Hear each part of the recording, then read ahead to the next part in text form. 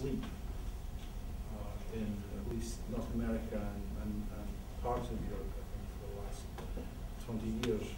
And I say that as a self-critique as much as I'm pointing fingers, except as much as myself. But we've tended to be asleep and ineffectual.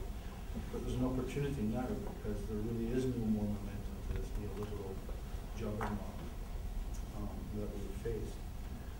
So how do we begin to think that through in terms of questions of gentrification, urban change, and so on? And just two totally modest and not in the least original ideas. And I think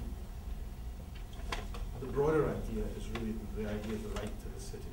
There's really a building movement right now of community groups that are beginning to talk in that language, again, the federal, the right to the city. And I think that makes an awful lot of sense. I think you make that kind of social justice movement at the scale of the city. And that means a right to housing, but it also means a right to jobs. Jobs and housing are not disconnected. It also means a right to services.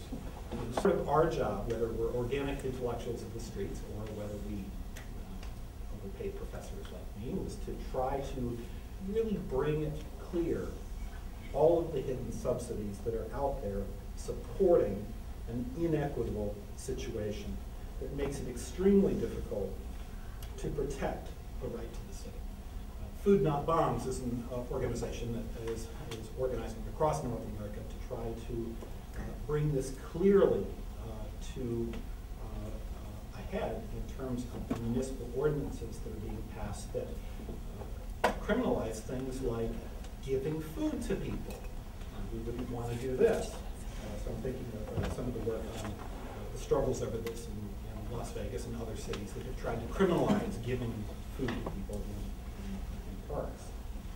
Now, in all of this, one role that I think is important that we have disinvested in recent years is the issue of accountability in terms of methods.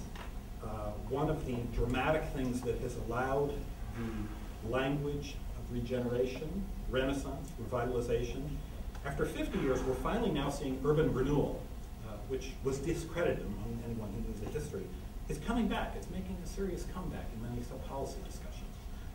But one of the things that allows that to make a comeback is short memories. But another thing that allows it to make a comeback is an inability to really hold policy elites, developers, pro-gentrification forces accountable. And one way of doing that involves really scrutinizing their methods very, very carefully. So I talked about 4,992. The politics of those numbers are very important. One of the things that I have been troubled by in recent years has been a conservative turn in some academics' approach to the issue of displacement or gentrification. And in public discussions, gentrification is often described as affecting only a tiny section of the land market. And yes, that is accurate. If you draw boundaries around it in a very careful, rigorous fashion, it affects a small portion of the land market. But it's a leading edge, and it's a leading edge for policy formulation. It's a leading edge that allows the creation of whole new types of policy languages. Think about the entire discourse of underclass neighborhoods that underwrote the dramatic conservative turn in social assistance policy in many societies. We need to fight any of these pro-gentrification processes by identifying the contradictions in the quasi-positivist terms that policymakers have to listen to.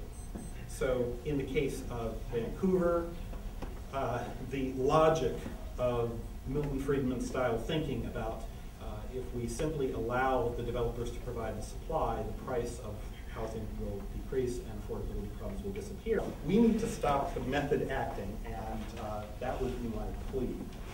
Finally, we are encountering a process of capital punishment now. That's what the headlines are referring to on Wall Street. We don't know precisely what's going to happen here, but the scale of this $500 billion in subprime write-downs over the last 18 months. Fannie Mae and Freddie Mac, bizarre acronyms of the quasi, the duck-billed platypus of the financial world, own or guarantee $5 trillion of residential mortgages.